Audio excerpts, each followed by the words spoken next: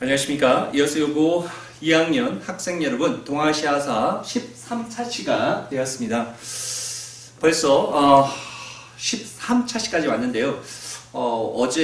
어제입니까? 그제입니까? 3학년들이 일단 등교해서 오늘은 지금 3학년들이 모의고사 시험을 전국연합평가 시험을 보고 있습니다. 여러분도 다음 주면 등교를 하게 될 텐데요. 등교하기 전에 많은 학습을 하시기 바랍니다. 얼마 지나지 않으면 또 지금부터 누누이 얘기하지만 중간고사 시험이 발표됐습니다. 오늘 아마 리더스쿨에 중간고사 시간표까지 탑재된 걸로 알고 있습니다. 시간표도 잘 확인하시고요. 시험을 잘 정리해서 좋은 성적을 거둘 수 있기를 바랍니다. 자, 오늘요 동아시아사 13차시 수업을 시작해 보겠습니다.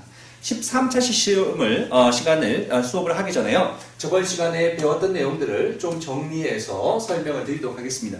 선생님이 저번 시간에 북방 유목민족과 관련되는 영상을 아마 하나 링크를 시켜뒀을 텐데요. 그 영상이 굉장히 잘 정리된 영상인 듯 했습니다. 그래서 특히 송나라가 있을 때 거란과 여진 이러한 북방 유목민족에 대한 설명이 너무나 잘 상세하게 설명되어 있어서 여러분들에게도 많은 그러한 지식을 전달하는데 큰 도움이 되지 않았을까라는 선생님 혼자만의 생각인지는 모르겠지만 좀 좋은 의미 있는 그러한 시간이었기를 간절히 바랍니다. 자, 오늘요 좀 수업을 하기 전에 본격적으로 하기 전에요 하나 설명만 좀 하고 넘어가도록 하겠습니다. 저번에 했던 내용인데요, 별건 아니고요. 자, 송나라가 있을 때 송은요, 자, 무슨 정책을요? 문치주의 정책을 추진하고 있었다라는 얘기 했었습니다. 송이 문치주의를 취할 수밖에 없었던 가장 큰 이유가 5대 19개 절도사들의 할거시대와 같은 그러한 또다시 혼란기를 맞이하고 싶지 않았기 때문에 문인들을 우대하는 그런 문치주의 정책을 취하고 있었기 때문에 당연히 국방력은 어떻게 될 수밖에 없었다는 거, 국방력은 약화되어 있었다라는 설명을 했을 겁니다.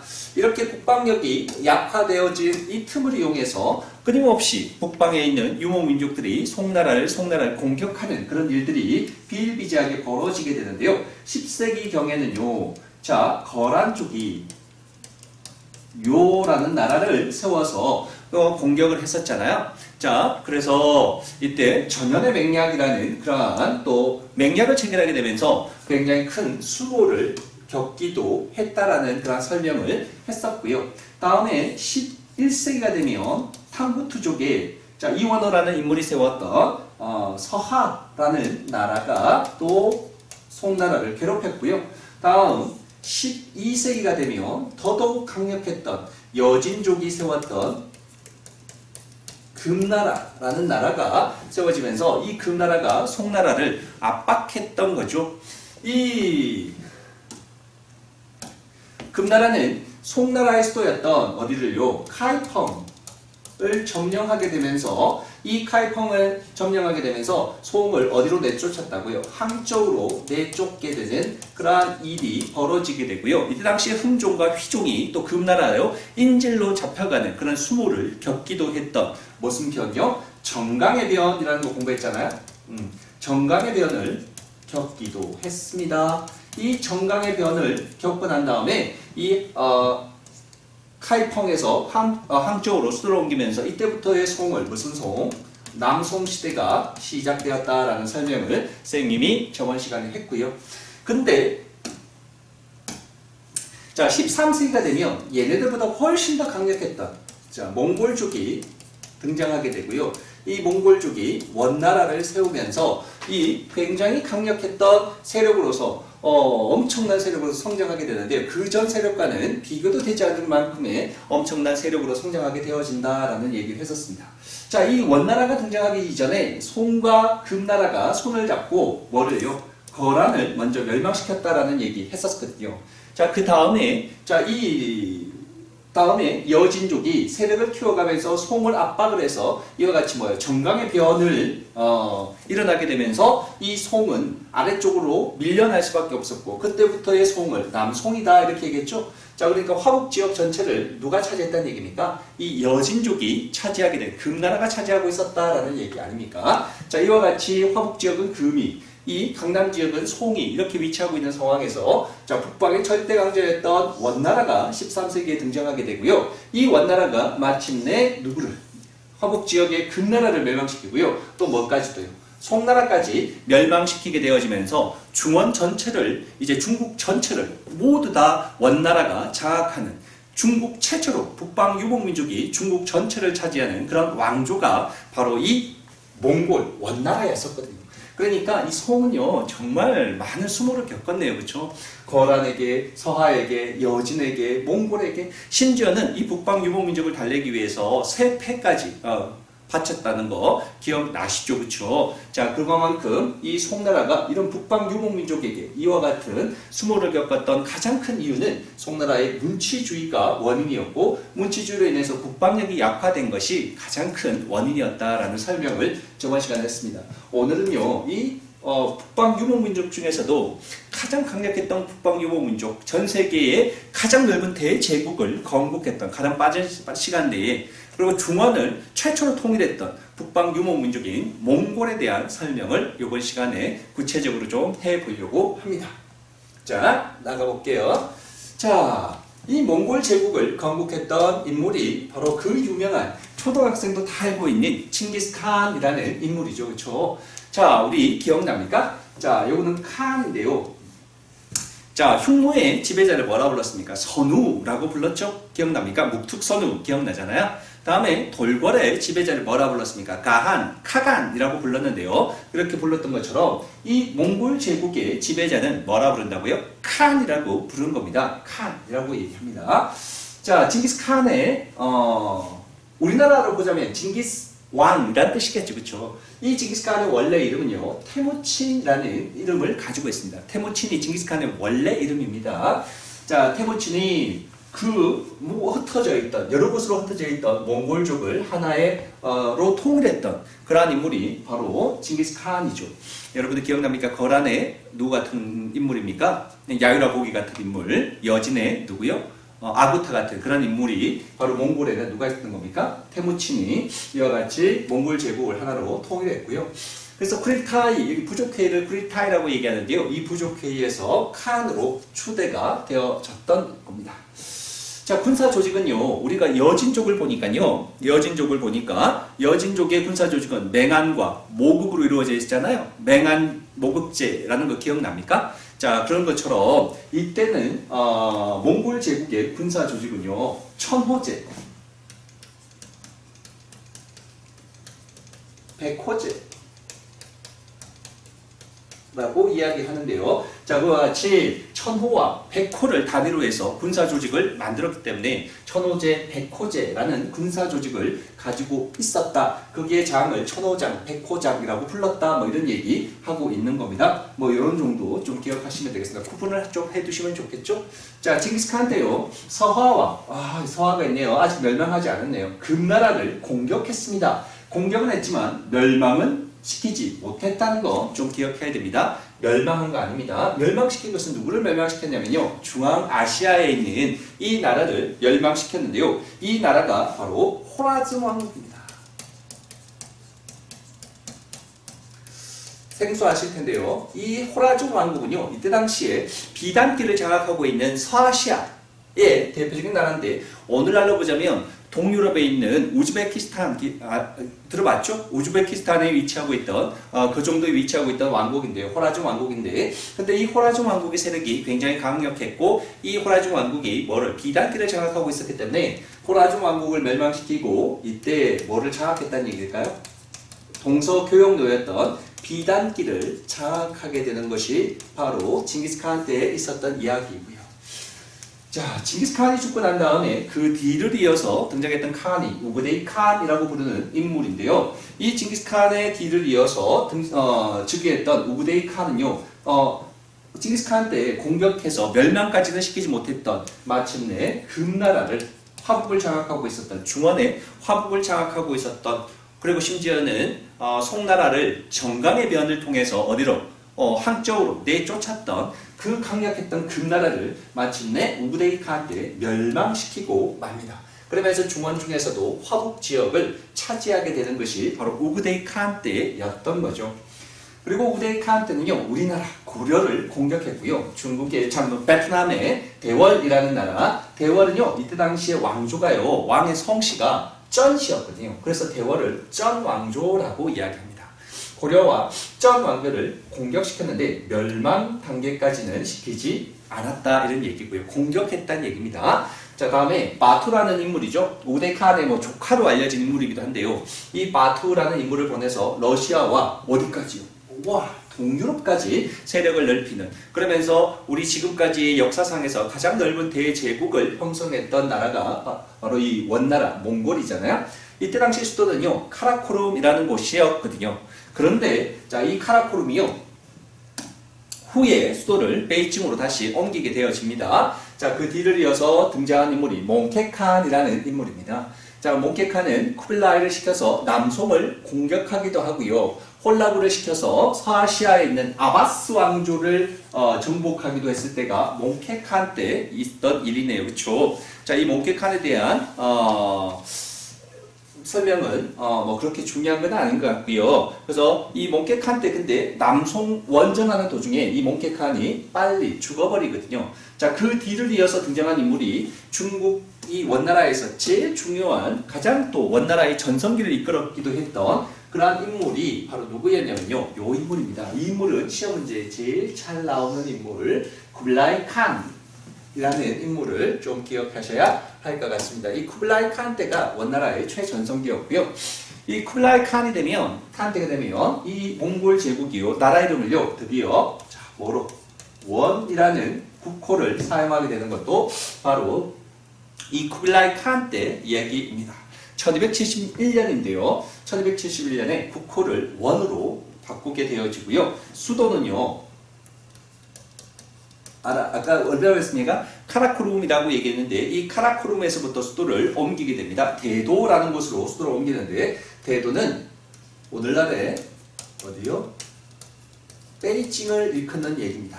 대도로 수도를 천도하게 되어집니다.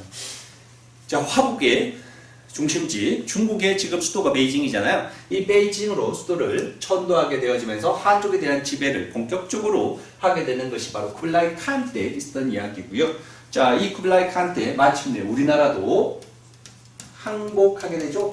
자, 이때 최씨무신 정권이 강화도로 천도에 있는데, 여기에서 마침내 강화도에서 두 손 두 발 다 들고 강화 개경으로 다시 환도를 결정하게 되면서 고려가 항복하게 되어지죠. 이때부터 우리는 원나라 간섭기로 원나라의 부마국으로 전락하게 된다라는 얘기 한국사 시간에 했었고요. 자, 다음에 남아있는 나라가 어디입니까? 금나라를 멸망시켰고 고려도 멸망시켰고, 그러면 이 강남 지역에 위치하고 있는 나라 뭐가 남아있는 겁니까? 남송이죠. 남송마저도 정복하게 되어집니다. 남송을 정복하게 되어지고요. 자, 티베트까지 정복하게 되면서 유목민족 최초로 나오죠. 최초로 중국 전체를 다 장악했던 최초의 유목민족이 바로 어디였다는 얘기입니까? 원나라, 몽골이었던 겁니다. 자, 그래서 최초의 중원을 모두 장악했던 나라, 그거에 지나지 않아서 어디까지 진격해갔던 동유럽까지 영토를 확장했던 나라가 바로 몽골, 원나라였다라는 거 좀 봐두시고요.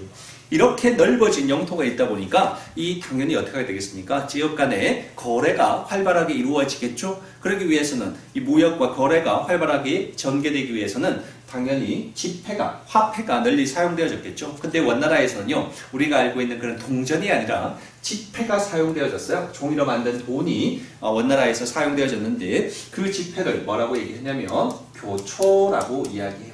교초를 발행해서 사용하기도 했다는 것. 다음에 그들이 사용했던 문자, 무슨 문자요? 파스파 문자라는 문자를 사용하기도 했는데요. 자, 유목민족 중에서 최초의 문자를 사용했던 유목민족은 돌궐이었죠. 그 뒤를 이어서 거란의 거란 문자, 여진의 여진 문자, 특히 거란의 문자, 여진의 문자, 이런 문자들, 또 여기에 파스파 문자, 그들의 한자가 아니라 그들 고유의 문자를 사용했다는 이유는 한족에게 동화되는 걸 막고 그들의 고유의 문화를 어떻게 했다는 거, 지키겠다는 그런 의지의 표현이다라는 얘기 했었습니다. 이 강력했던 쿠빌라이 칸도 완벽하지는 못했습니다. 이 동아시아에 있는 국가들 중에서 많은 세력들을 점령하게 됐지만 이 두 나라는 정복하지 못해서 미안에 그러한 게 거치게 되어지는데요. 이 쿠블라이 칸의 점령에 끝까지 저항하면서 쿠블라이 칸으로부터 점령당하지 않았던 대표적인 두 나라가 있는데요. 그 나라가 바로 일본입니다.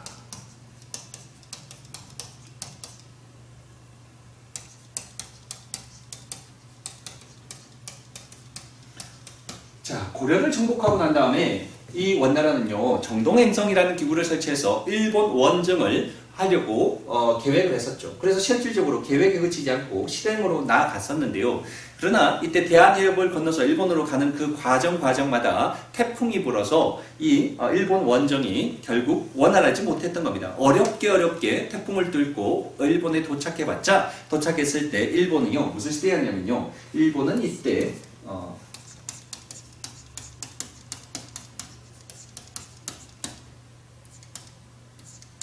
가마쿠라 막부 시대였거든요.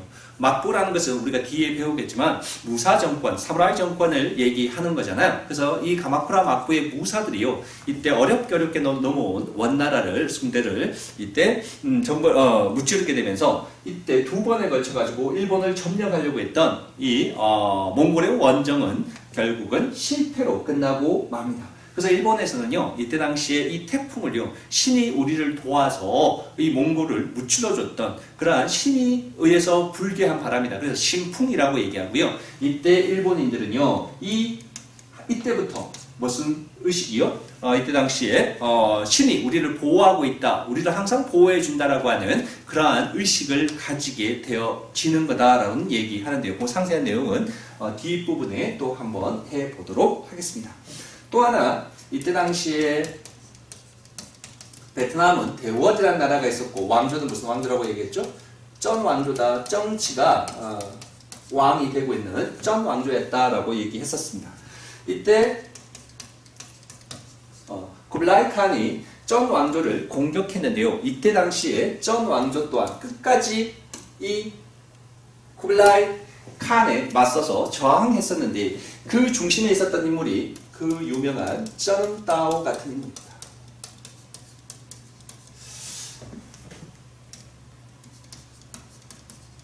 자,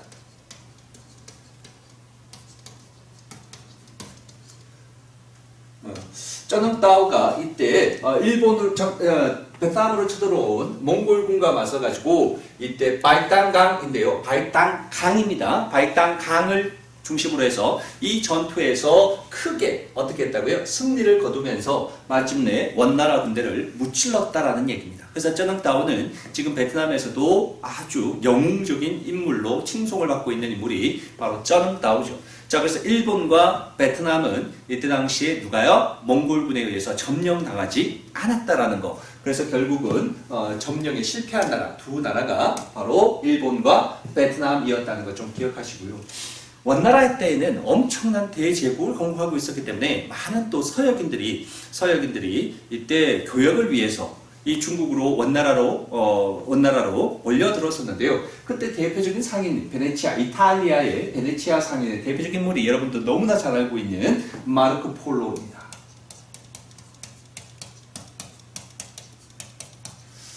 마르코 폴로가 이 원나라에서 체류하면서 관직 생활도 했다라는 그런 얘기도 있죠. 그래서 거기서 오랜 기간 동안 원나라에 체류하면서 자기가 체험하고 겪었던 내용들을 자신이 자국으로 돌아가서 이탈리아로 돌아가서 이때 동방견문록이라고 하는 책으로서 저술하기도 했었다라는 얘기를 지금 하고 있는 겁니다.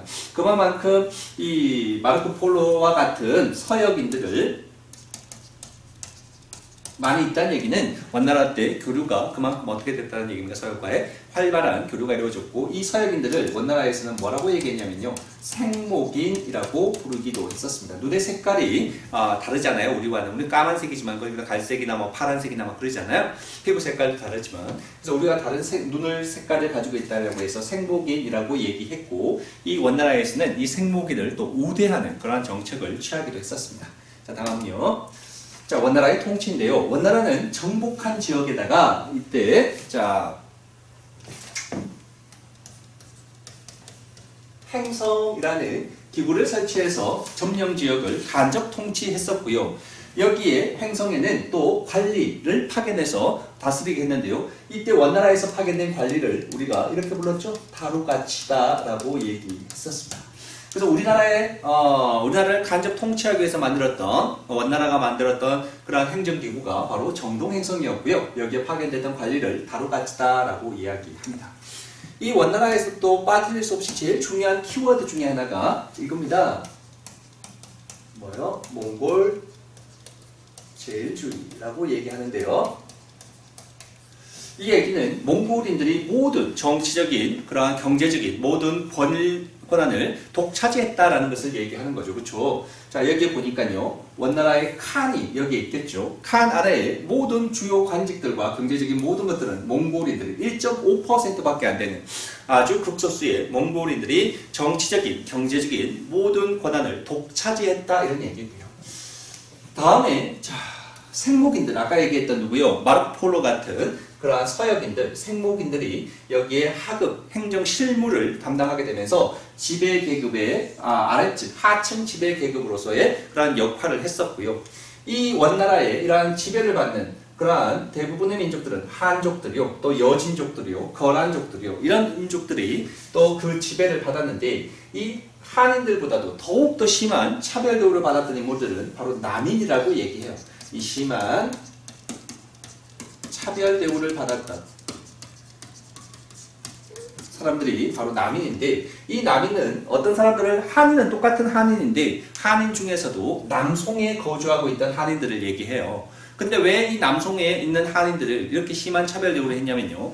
원나라가 맨 마지막에 점령했던 나라가 남송이잖아요. 제일 먼저 금나라를 점령하고요. 고려를 점령하고요. 다음에 남인들이 끝까지 저항했잖아요. 그러다 보니까 괘씸죄에 걸린 거죠. 그래서 이 끝까지 저항했던 남인들에 대해서는 가장 심한 차별 대우를 했던 거죠. 자, 그래서 이와 같이 자, 몽골인들이 모든 정치 또 경제적인 권한을 독차지하고 그 아래 행정 실무를 담당했던 생목인들을 우대하는 그러면서 이 몽골인과 생목인들이 지배계급으로 위치하고요. 반면에 한인과 남인들, 똑같은 한족들이지만 그 중에서도 남인의 치하에 있었던 한족들에 대해서는 끝까지 저항했던 그러한 이유 때문에 더욱더 심한 차별 대우를 했다라는 얘기를 하고 있는 겁니다. 자, 다음요. 다음 베트남에 대한 역사인데요. 딩 왕조, 정기 레 왕조, 리 왕조 이렇게 나와 있는데요. 이 부분에 대해서는 지금 선생님이 지금 상세하게 설명하지 않고 넘어가려고 합니다. 여러분도 그냥 요거는 이런 왕조들이 있었구나. 10세기에 딩 왕조, 11세기 말부터 11세기 초에 레 왕조가 다음에 11에서 13세기경에 리 왕조가 있었구나라는 이런 정도의 내용을 그냥 넘어가셔도 되겠습니다. 선생님이 필요할 때 그때 베트남의 역사를 한꺼번에 정리할 때 상세하게 설명하겠습니다. 오늘은요 그냥 패스하겠습니다. 자, 오늘 좀 보셔야 될 왕조는요 쩐 왕조입니다.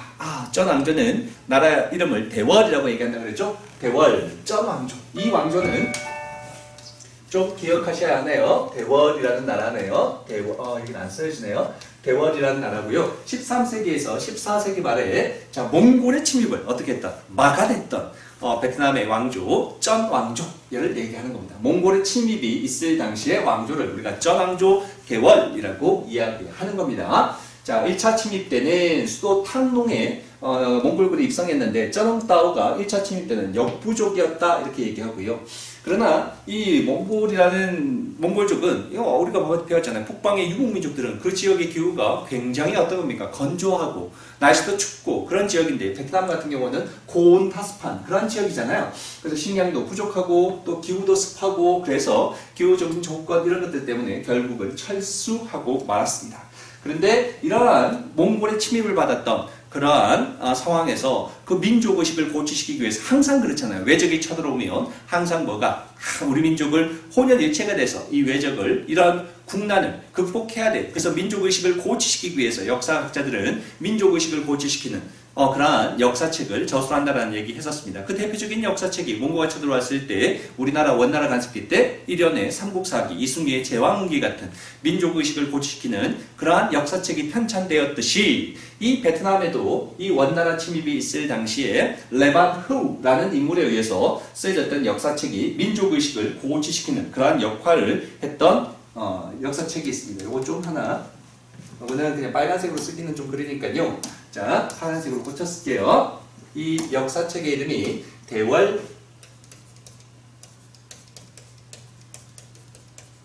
사기라는 역사책을 완성했습니다. 자, 선생님이 얘기했죠. 이때 타이동에서부터 타인동이라는 왕이 있었는데요. 좀 우스꽝스러울 수도 있지만 타이동에서부터 타인동이라는 왕까지의 역사책을 서술하면서 민족의식을 고취시키기 위해서 썼던 레반푸의 대월사기. 이때 전 왕조의 이름이 대월이었잖아요. 그래서 대월사기라는 역사책이 완성되었고 이때 몽고의 침입을 무찌르기 위해서 민족의식을 베트남 민족의 그러한 민족의식을 고취시키기 그러한 역할을 했던 책 대월사기 정도 좀 기억하시면 좋을 것 같고요. 자, 2차 침입 때 쿠블라이 칸이 침입했고요. 수도였던 탕농까지 함락되었습니다. 자, 그러나 쩌능따오로 사기가 진작 후에 탕농은 다시 탈환했습니다. 그런데 얼마 지나지 않아서 바로 또 쿠블라이 칸이 또 일본 원정을 포기하고 베트남을 또다시 침입했는데 그래서 이때 또한 수도가 또 함락되는 그런 일이 벌어졌는데 이때 그 유명했던 아까 얘기했던 또 쓰네요. 쩌능따오의 무슨 전투요? 바이땅강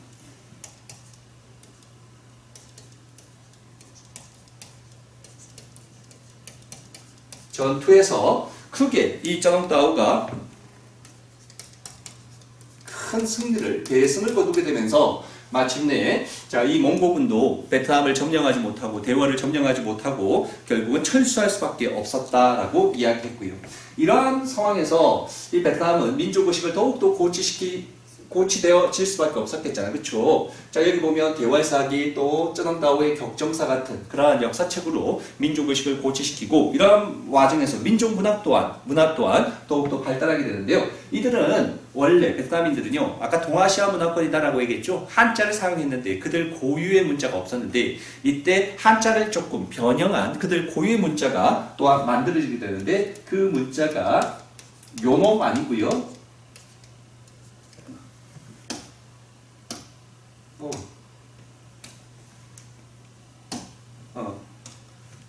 요놈 아니고요. 쯔놈입니다. 그쵸? 쯔놈 문자. 베트남 말은 조금 우리가 조금 이상하긴 한데 그렇게 생각할 게 아니라 베트남 그들의 고유의 문화이니까요. 그들의 또한 고유 문자.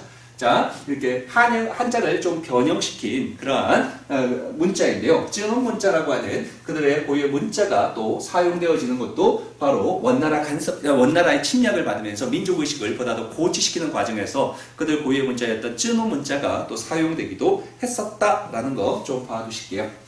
이렇게 몽고의 침입을 무찔렀던 이 쩐 왕조 또한 얼마 지나지 않아서 호쿠라이리라고 하는 인물의 반란에 성공하게 되면서 호쿠라이리의 중심으로 한 호왕조가 수립되어지게 되어졌다라는 얘기인데요. 뭐 이런 정도는 좀 그냥 넘어가셔도 되겠습니다.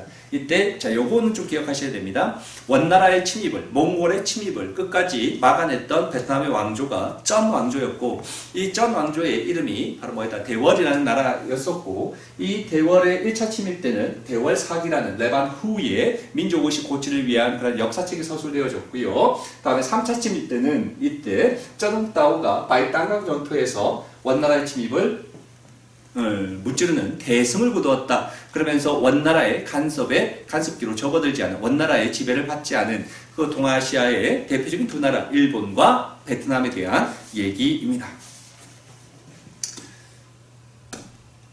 자, 오늘은요 여기까지 해보도록 하려고 했는데 하나가 더 나왔으니까 여기까지 더 볼까요? 일본의 대외 관계인데요. 9세기 말에 일본은 견당사 파견을 중지했다라는 얘기했죠. 자, 이 견신라사를 파견을 중지했다라는 얘기했잖아요. 이 헤이안 시대 때 중지했다라는 얘기했죠. 그 이유가 그들 고유의 문화, 그러니까 국풍 문화 이런 문화들이 바람이 일게 되면서 이 견당사, 견신화사 같은 외래 선진문물 수용을 굉장히 이제는 중지하고 그들 고유의 문화를 더욱더 강조하는 그런 시대로 접어들었다라는 얘기 했습니다. 이 해양 시대 후기부터 조정의 기능은 약화되고요. 지방의 치안이 불안하게 되고 그러면서 유령 농민들이나 호족들이 스스로 무장하게 되어지죠. 그러면서 서서히 뭐가 등장하게 되는 이때 사무라이들이 무사들이 등장하는 그러한 시대로 넘어가게 된다라는 얘기 했었습니다. 그래서 이때 자 스스로 무장해서 무사가 되어지는 그러한 무사 또는 사무라이가 되어진다라는 얘기이고요. 자 이때 당시에 그러면서 이 무사들이 모든 권력을 장악하게 되는 일본 역사에서 막부라고 하는 막부가 등장하게 되어지는데요. 그 막부, 최초의 일본의 막부가 바로 가마쿠라 막부이죠. 그렇죠? 이 12세기 말부터 14세기 초까지의 막부를 우리가 가마쿠라 막부라고 얘기하거든요. 이 가마쿠라 막부를 결국은 세운 인물이 조금 이름이 긴데요. 미나모토 요리토모. 미나모토노 요리토모라고 하는 그러한 인물에 의해서 가마쿠라 막부, 일본 최초의 막부가 가마쿠라 막부인데요. 막부가 세워졌습니다. 일본의 막부는 크게 3개의 막부가 있는데요. 가마쿠라 막부요, 그 다음에 무로마치 막부요, 그 뒤를 이어서 에도 막부라고 하는 3개의 막부로 이루어져 있습니다. 그 최초의 막부가 바로 해안 시대를 뒤를 이어서 미나모토노 요리토모라는 인물에 의해서 세워진 가마쿠라 막부라는 거 좀 기억하시면 좋을 것 같고요. 이 미나모토노 요리토모가요, 일본의 천황에게 정의대장군, 또 다른 말로는 우리가 쇼군이라고 얘기합니다. 무사의 우두머리, 무사 중에서 최고 높은 그러한 권력을 가진 인물을 쇼군이라고 얘기하는데, 쇼군이라는 직함을 받으면서 모든 정권을 장악하게 되고요. 정치적 실권은 천황이 아니라 이제는 누구에게 주어지는 정의대장군, 쇼군에게 주어지는 막부 시대로 접어들게 된다. 이 막부 시대 때는 쇼군이 모든 정치적인 권한을 가지고요. 천황은요, 허수아비 같은 그런 존재에 불과한 모든 권력이 쇼군에게 집중되는 시대를 우리가 막부 시대다라고 이야기합니다. 그 막부 시대를 최초로 연 인물이 미나모토노 요리토모라고 하는 인물이라는 것까지 오늘 정리하고요. 다음 시간에 나머지 부분은 이어서 설명하겠습니다.